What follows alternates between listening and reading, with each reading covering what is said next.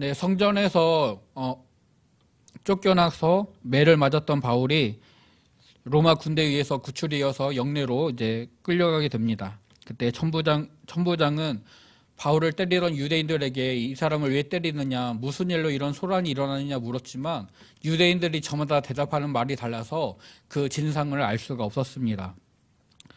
이제 바울이 끌려가다가 영문 앞에서 천부장에게 말을 걸고 그의 허락을 받아서 유대인들 앞에서 자신의 일을 변론하게 됩니다.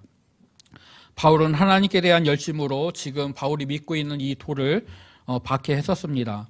하지만 다메섹으로 가는 길에 빛 가운데 예수님을 만나게 되었고 그리고 예수님의 음성을 듣고 또한 이후에 예루살렘 성전에서도 예수님의 말씀을 들으면서 이방인에게로 가서 복음을 전하는 그런 일들을 감당하게 되었습니다. 근데 여기까지 바울의 말을 듣고 있던 유대인들이 바울을 없이하자면서 더욱더 큰 소란을 피우게 되고 천부장은 바울을 영내로 데려가서 그를 채찍질하여서 무슨 일인지 그 사유가 어떻게 된 것인지를 이제 확실히 알고자 했습니다. 이때 바울이 자신이 로마인임을 밝혀서 채찍질을 피하게 되고 천부장은 그 다음 날 제사장들과 공회를 모아서 유대인들이 바울을 무슨 일로 고발하는지 그것을 알고자 해서 이제 공회를 소집을 하게 됩니다. 이제 공회 앞에 선 바울이 자기는 지금까지 범사의 양심을 따라 하나님을 섬겼노라라고 말을 하면서 자기를 변호하기 시작합니다. 그런데 이것을 들은 대제사장 아나니아가 바울의 입을 치라고 하고 바울은 아나니아에게 너는 회칠한 담이다 라면서 그가 율법에 따라 정당하게 판단을 해야 되는데 오히려 율법을 어기면서 악을 행한다라면서 그를 책망을 합니다. 그런데 이 말을 들은 그 옆에 있던 사람들이 하나님의 대제사장을 욕한다라면서 바울을 책망하고 이제 바울은 너의 백성의 관리를 비방하지 말라는 말씀을 인용하면서 나는 그가 대제사장인지 몰랐다라고 그의 행동을 설명을 하게 됩니다. 그리고 공회의 구성원들이 일부는 사두개인, 일부는 바리새인인 것을 보고 바울이 나는 바리새인이요 또 바리새인의 아들이라 죽은 자의 소망 곧 부활로 말미암아 내가 신문을 받노라라고 외치게 됩니다. 이로 인해서 바리새인과 사두개인들 사이에 다툼이 일어나고 큰 분쟁이 일어나게 됩니다. 천부장은 공회에서 일어난 소란 때문에 바울을 다시금 데려다가 영내로 데려가게 되고 그날 밤 주님께서 바울에게 나타나 담대하라라고 위로를 하시면서 바울이 예루살렘에서 증언한 것처럼 로마에서도 증언해야 된다라고 그의 길을 일러 주십니다. 이제 천부장이 종교 지도자들을 모이게 하여서 공회가 모이게 되었고 그곳에 바울을 세우게 됩니다. 대부분의 성경학자들은 이때 소집된 공회가 사내들인 공회의 정식적인 회의가 아니라 로마의 관리 천부장에 의해서 소집이 된 임시회의였다라고 이제 말을 합니다. 대제사장 아나니아가 바울의 입을 치라라고 말을 하였고 이때 바울이 아나니아를 비방하게 되는데 나는 그가 대제사장인 줄 몰랐다라고 말하는 그 말들을 통해서 이렇게 추측을 합니다. 이것이 만약에 정식적인 회의였다면은 공회원들이 자신들의 정식 복장을 입고 그 회의에 참석했을 것이고 바울이 대제사장의 의복을 몰라왔을 리가 없기 때문에 아나니아가 대제사장인 걸 몰랐다는 것은 그들이 정식적인 복장을 하지 않았다. 그래서 이것은 공식 회의가 아니라 임시 회의 또는 바울의 죄를 정하기 위한 일부분의 모임이었을 것이다라고 이제 추측을 합니다. 누가는 공회가 모이고 나서 바울이 바로 여러분 형제들아 나는 범사의 양심을 따라 하나님을 섬겼다라면서 자기 자신을 변호하는 것들을 기록을 하고 있습니다. 하지만 정식 회의든 공식 회의든 이것이 바울의 죄를 정하기 위한 회의였다라면 바울이 변론을 하기 전에 바울을 치기 위한 증인들이 와서 바울이 어떠한 일들을 하였습니다. 그래서 그를 고발합니다라는 고소가 있었어야 합니다. 바울이 유대인들에게 매를 맞을 때 에베소에서 온 아시아에서 온 유대인들이 다른 사람들을 선동했던 말은 이 사람 바울이 유대인과 율법과 성전을 비방한다. 그리고 헬라인을 이 거룩한 곳 성전에 데리고 와서 성전을 더럽혔다라는 주장이었습니다. 이 주장이 다시금 에베소에서 온 아시아에서 온 유대인들이 소환이 됐던지 아니면 로마 관리들이 조사하였던 그것들이 다시금 읽혀졌던지 간에 바울에 대한 고발과 고소가 먼저 있었고, 그 이후에 바울이 나는 하나님을 섬겼습니다, 양심을 따라 범사에 하나님을 섬겼습니다 하면서 자신을 변호한 것으로 볼 수가 있습니다. 즉 바울은 나는 성전을 모독하거나 비방하거나 더럽히지 않았습니다, 오히려 자기는 지금까지 선한 양심에 따라서 하나님을 열심으로 섬겼을 뿐입니다 라면서 자신에게 주어진 혐의가 잘못되었다, 유대인들이 자신을 고발한 것이 잘못되었다라는 것을 밝히고 있습니다. 사도행전 20장에서 바울은 자신을 때리면서 소요를 일으켰던 유대인들에게 천부장의 허락을 받아서 자신의 지나간 과거를 간증하면서 변론을 하였듯이, 그는 가말리엘 문화에서 율법의 엄한 교훈을 받았고 하나님께 대한 열심을 가지고 예수님이 메시아라 가르치는, 지금 바울이 믿고 따르고 복음으로 전하고 있는 이 도를 박해하기까지도 했었습니다. 예수님을 만나기 전에는 바울이 율법을 따르는 열심으로, 그리고 예수님을 만난 이후에는 복음을 따르는 열심으로 바울은 하나님을 섬겼습니다. 그래서 바울은 내가 오늘까지 범사에 양심을 따라 하나님을 섬겼습니다 라고 자신을 변호했던 것입니다. 빌립보서 3장에서 바울은 자기가 열심으로는 교회를 박해하고 율법의 의로는 흠이 없는 자였다라고 밝힙니다. 하지만 이제는 그리스도를 위하여서 다른 것들은 다 해로 여긴다라고 고백을 하고 있습니다.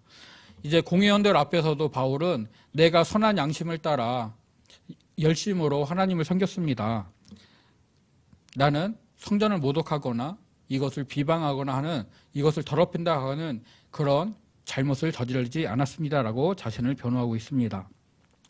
그런데 바울의 이 변호를 들은 대제사장 아나니아가 바울의 입을 치라는 명령으로 대응을 합니다. 레위기 19장 15절은 너희는 재판할 때에 불의를 행하지 말며 가난한 자의 편을 들지 말며 세력 있는 자라고 두둔하지 말고 공의로 사람을 재판할지며 라고 말씀하고 있습니다. 또 대부분의 법정에서 죄인이 확실히 죄가 드러나기까지는 일단 그 사람이 무죄 추정의 원칙을 가지고 그 사람에 대한 판결을 진행을 합니다. 산헤드린 회의에서도 그 사람의 죄가 확실히 드러나기 전까지는 이 사람은 무죄다, 죄가 없다라는 기준을 가지고 재판을 진행했었다고 합니다. 즉 아직 죄인으로 정해지지 않았기 때문에 바울의 입을 치라라는 것은 바울에 대한 그 말이나 행동에 대한 그 판결을 내리는 것이기 때문에 그것은 잘못된 것이라고 할 수가 있습니다. 대제사장 아나니아는 율법을 지키고 행해야 되는 최고 권위자의 자리에 있었음에도 불구하고 바울의 입을 치라는 명령을 통해서 자기가 스스로 율법을 어기는 모습을 보여줍니다. 그래서 바울은 아나니아에게 대하여서 회칠한 담이여 라면서 그를 저주하는 것을 볼 수가 있습니다. 예수님께서 마태복음 23장 27절을 보게 되면 예수님께서 바리새인과 서기관들의 그런 외식을 책망하시면서 그들을 회칠한 무덤이라고 칭하셨었습니다. 이 예수님께서 그들을 회칠한 무덤이라고 말씀하셨던 것과 비슷하게 바울은 아나니아를 회칠한 담이다라고 표현을 합니다. 겉은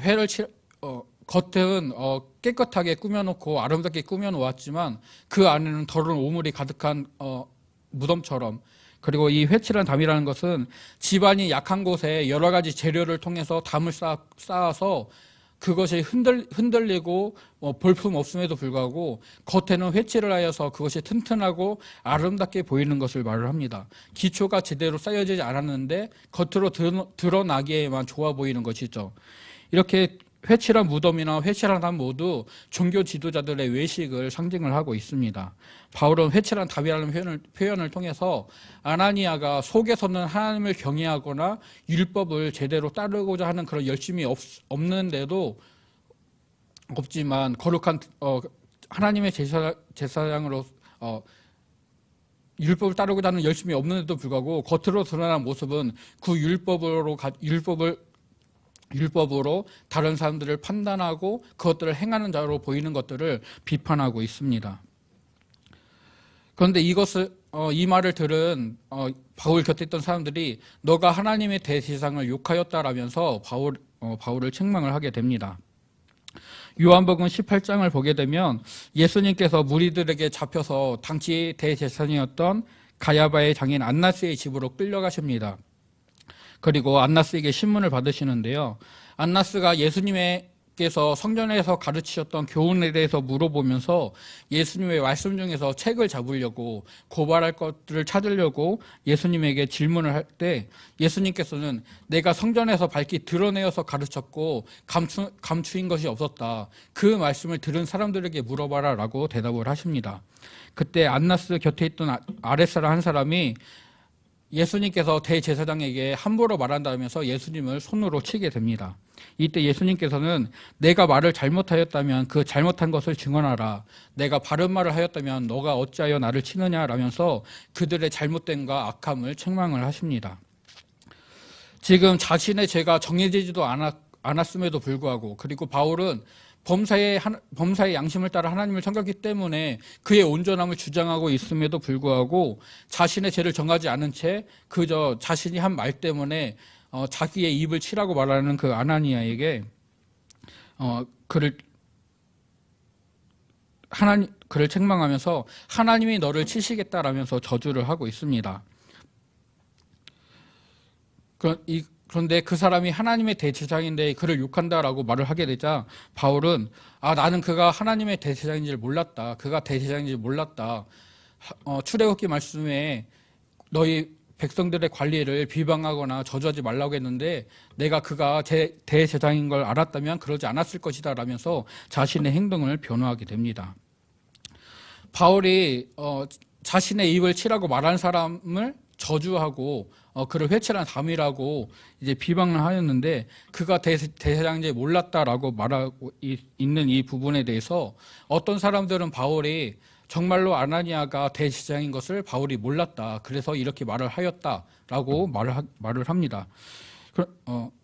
처음에도 말씀드렸지만 이 회의가 로마인 천부장에 의해서 소집된 임시회의였기 때문에 제대로 된 복장을 갖추지 않았고 그래서 바울이 아나니아를 대제사장을 알아볼 수가 없었다라고 이제 보고 있습니다.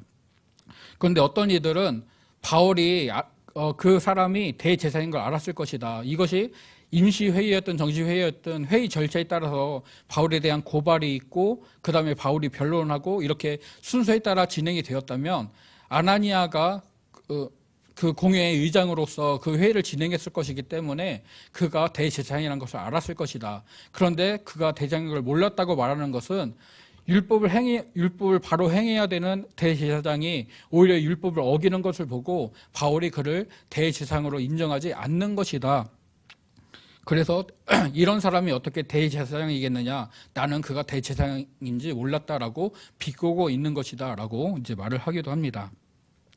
근데 또 이제 세 번째 부류의 사람들은 바울이 정말로 아나니아가 대제사장인 것을 몰랐고 그리고 전날 유대인에게 죽을 만큼 바울이 매를 맞았고 이제 로마인들에게 잡혀갔다가 그 다음날 공회 앞에 서서 자신에 대한 고발을 또한 다시 듣고 이제 자기를 변론하는 그런 말들을 하는 어려운 상황 속에서 바울의 감정 또한 격해졌다. 그래서 바울이 자신의 감정을 추스르지 못하고 자신의 입을 치라는 그 말에 격하게 반응을 해서 그를 저주하였고 비방하였다. 이렇게 보는 사람들도 있습니다. 즉 바울이 대제사장인지 몰랐다고 하는 것은 자신이 했던 비방에 대한 변호이고 또 관리를 비방하지 말라라고 출애굽기 말씀을 인용하는 것은 자신의 잘못을 시인하는 것으로서 그래서 그거에게 사과를 하는 것으로 사과를 하는 것이다라고 보고 있습니다. 저도 이 의견에 동의를 합니다. 민수기 20장을 보게 되면 출애굽한 이스라엘 백성들이 신광야의 가데스에 도착을 하게 되고 이곳에서 모세의 누이 미리암이 죽어서 장사를 지내게 됩니다. 자신의 친족이 죽었기 때문에 모세의 마음이 상당히 아팠을 것이라고 추측을 할 수가 있습니다. 그런데 이 미리암의 죽음 이후에 이스라엘 백성들이 물이 없다라면서 모세와 아론을 찾아 원망을 하게 되고 이제 모세와 아론이 하나님께 기도하자 하나님께서는 반석에게 물을 내라고 명령해라. 그러면 물이 나와서 백성들과 짐승들이 물을 먹을 것이다라고 말씀을 주십니다. 그런데 모세는 지팡이를 들고 사람들을 앞으로 가서 반역한 너희여 들으라. 우리가 너희를 위하여 이 반석에서 물을 내려야 하면서 지팡이를 가지고 반석을 2번 때리게 됩니다. 반석에서 물이 나와서 하나님 말씀대로 그 백성들과 짐승들이 물을 풍족하게 먹었습니다. 하지만 하나님께서는 너희가 나를 믿지 아니하고 이스라엘 자손의 목전에서 내 거룩함을 드러내지 아니한 거로 너희는 이 회중을 내가 그들에게 준 땅으로 인도하여 드리지 못하리라 라고 말씀을 하십니다. 미리암의 죽음 이후에, 친족의 죽음 이후에 마음이 어려웠던 모세가 오랜 시간이 지났음에도 변하지 않는, 여전히 하나님을 원망하고 자신들에게 불평하는 이스라엘 백성들에게 자신의 감정을 절제하지 못하고 자기 의를 드러내면서 반석을 2번 때리게 됐던 것처럼 바울도 죽을 만큼 매를 맞고 또 이방인에게 잡혀가고 또 다시금 고소와 고발을 당하고 공회에서 자신을 변호해야 되는 이런 일련의 상황 속에서 자신의 무너졌을 수도 있는 힘들어진 그런 상황들 가운데 마음을 추스르지 못하고 자신에게 불의와 불법을 행하려는 자들에게 이제 저주하면서 비방하는 것으로 반응을 했던 것으로 보입니다. 하지만 바울은 곧바로 출애굽기의 말씀을 이제 인용을 하면서 자신의 잘못을 사과를 하게 됩니다. 이 사과는 불법을 행하는 아나니아 사람 자체에게 사과를 한 것이 아니라 하나님이 세우신 대제사장이라는 거룩한 직분을 수행하는 자에게 내가 잘못을 하였다라면서 하나님께 제가 죄를 범했습니다라고 하나님이 세우신 권위를 인정하지 못했습니다라면서 하나님께 이제 자신의 잘못을 고하는 것으로 볼 수가 있습니다. 이어서 바울은 공회에 모여있는 사람들이 일부는 사두개인 그리고 일부는 바리새인인 것을 보고 나는 바리새인이요 또 바리새인의 아들이라 죽은 자의 소망 곧 부활로 말미암아 내가 신문을 받는다라고 외치게 됩니다. 이 말을 들은 바리새인과 사두개인들이 이제 다툼을 시작하는데 누가는 8절에서 바리새인과 사두개인의 다툼의 이유가 사두개인은 부활도 없고 천사도 없고 영도 없다 하는데 바리새인은 다 있다 한다라고 이제 밝히고 있습니다. 바리새인은 분리된 자 그리고 구별된 자라는 뜻을 가지고 있습니다. 그들은 율법을 세세하게 다 지켰고 또 불결한 것과 부정한 자들에게서 분리해 나오는 그래서 그런 분리된 가운데 거룩함을 추구하는 사람들이었습니다. 그들은 구약성경 전체를 정경으로 인정하였고 율법 연구와 준수하는 것에 힘을 썼습니다. 그런데 또 장로들의 전통도 이 율법만큼 중요한 것이다라고 이제 여겼고 그것을 동일선상에 두고 같이 지켜야 된다라고 주장을 하였습니다. 반면에 사두개인들은 제사장들이 주축으로 하스모니아는 왕국 때에 이제 모이게 된 무리로 그들은 모세 오경을 정경으로 인정하고 그 외의 성경들은 정경으로 인정하지 않았다고 합니다. 특별히 바리새인들이 인정했던 장로의 전통을 사두개인들은 받아들이지 않았다고 합니다. 이제 복음서에서는 사두개인들이 부활이 없다라고 이제 하였고 이 문제를 가지고 예수님을 시험했던 것을 기록을 하고 있습니다. 그리고 본문에서는 누가가 사두개인들은 부활도 천사도 영도 없다라고 말한다라면서 그들의 신학을 정리를 하고 있는데요. 그런데 사두개인들이 인정했다고 말하는 모세 오경을 봐도 하나님의 사자들, 하나님의 천사들, 하나님의 영들에 대해서 분명히 언급을 하고 있습니다. 그렇다면 누가가 여기서 잘못된 기록을 하고 있는 것일까요? 이제 바리새인들의 종말론, 바리새인들이 그들의 교리를 보게 되면은 그들은 육체의 부활, 그리고 하나님의 심판, 그리고 그 모든 것을 인도하시는 하나님의 주권 등을 인정을 하고, 또 특별히 이제 이 세상에서는 선한 영들과 악한 영들 사이에 다툼이 있고 대립이 있는데 그 선한 영들, 특별히 천사들에는 어떤 계급이 있다라고 믿었다고 합니다. 반면에 사두개인들은 자기들을 전통주의자, 모세의 법을 따르는 전통주의자라고 주장을 하였고 그래서 육체의 부활이나 죽음 후의 심판 그리고 심판 때 하나님으로부터 상이나 벌을 받게 된다라는 그런 것들은 이제 유대교 전통에서 나온 것이 아니라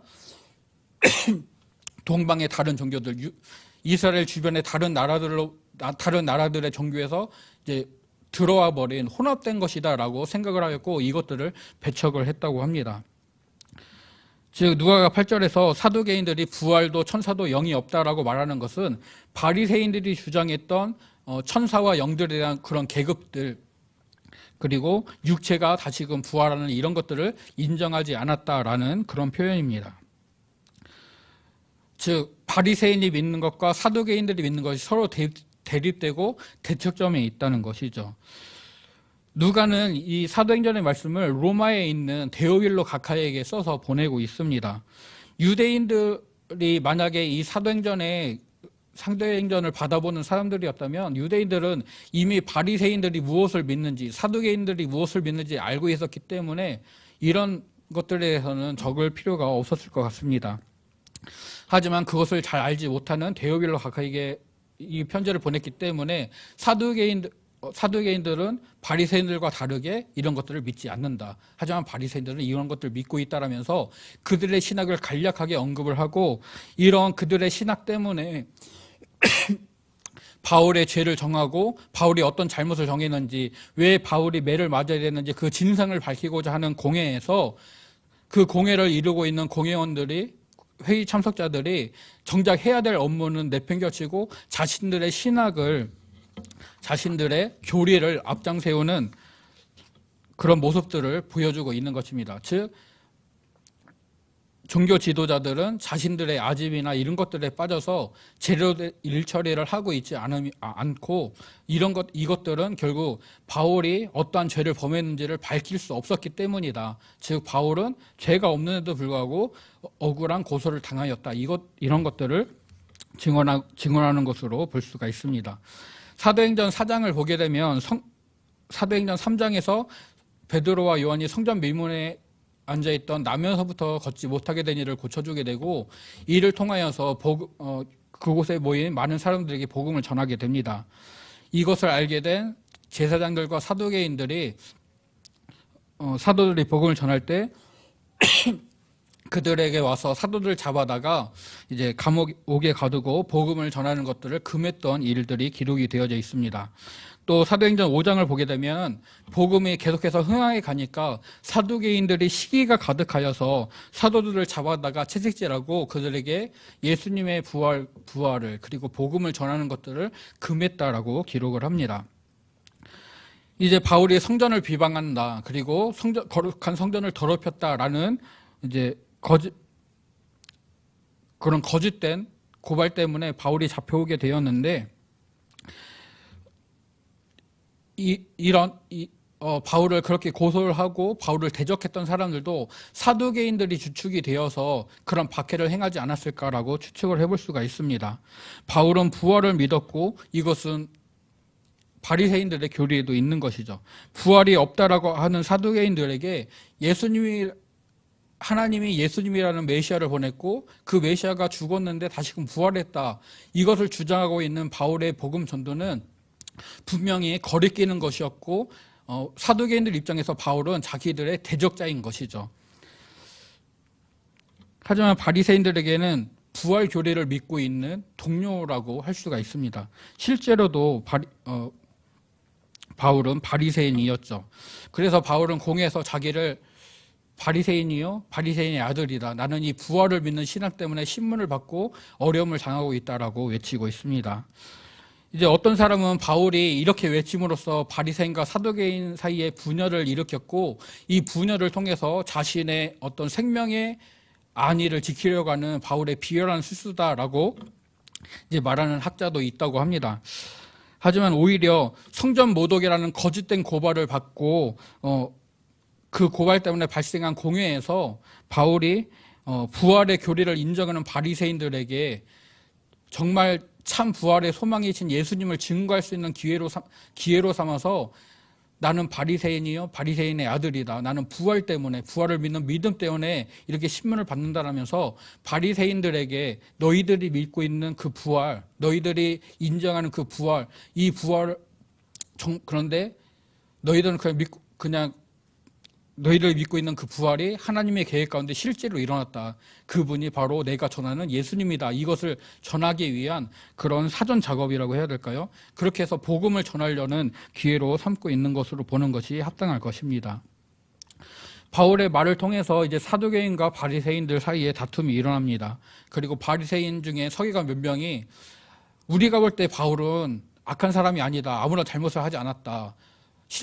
바울의 주장대로 바울이 유대인들에게 말했던 것처럼 그가 담메색으로 가는 길에 빛 가운데 말씀을 들었는데 그것이 영이면 천사면 어쩌겠냐라면서 바울을 옹호하게 됩니다. 이로 인해서 사두개인과 바리새인들 사이에 큰 싸움이 일어나게 되고 천부장은 바울이 찢길까 하여서 그를 구출해내서 다시금 영내로 데려갑니다.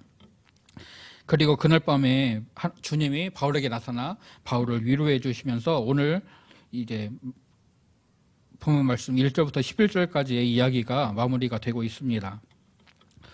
이제 공회에서 바울이 변론하였던 이 사건을 기록함으로써 누가는 율법과 성전을 비방하는 죄인이다.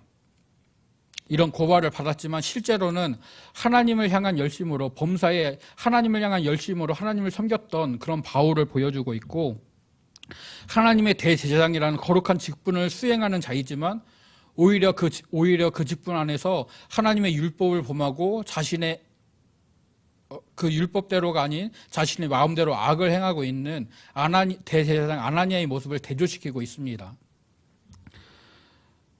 그리고 또 바울의 죄를 밝히고 정하기 위해서 소집된 회의에서 바울에게 죄가 있음을 명확히 밝히지 못하고 분열하게 된 것을 기록하여서 바울에 대한 유대인들의 고발이 잘못된 것이다 라는 것을 누가는 보여줍니다. 그리고 바울에게 말씀하시는 주님의 모습을 보여줌으로써 누가는 지금 바울에게 일어나고 있는 이 모든 일들이 하나님의 계획이고 하나님의 주권 아래에 있음을 이것들을 통하여서 하나님이 바울을 통한 하나님의 계획들을 이루어 가실 것들을 우리에게 확인시켜 주고 있습니다. 바울은 다른 잘못이 아닌 부활을 믿는 믿음 때문에 그가 가지고 있던 하나님에 대한 열심 때문에 이런 고난을 받고 있습니다.